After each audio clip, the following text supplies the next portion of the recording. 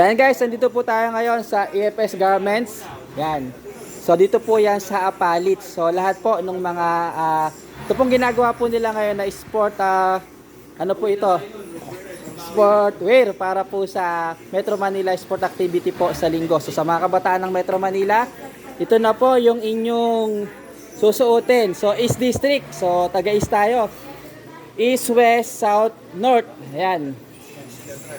Central. Yan. So yan po, no. So dito po yan ginagawa sa EFS Garments. Pati po yung mga MCGI Curse na mga polo shirts po natin ay dito po yan. So sa lahat po na gusto pong mag-order mga kapatid, no, dito po tayo mag-order. Lalo po kung kayo ay pumupunta po ng Apalit, ay order lang po kayo. Pwede po kayo mag-message po sa FB page po ng EFS Garments po, no. Meron po tayong naka-assign po doon para mag-response po sa atin.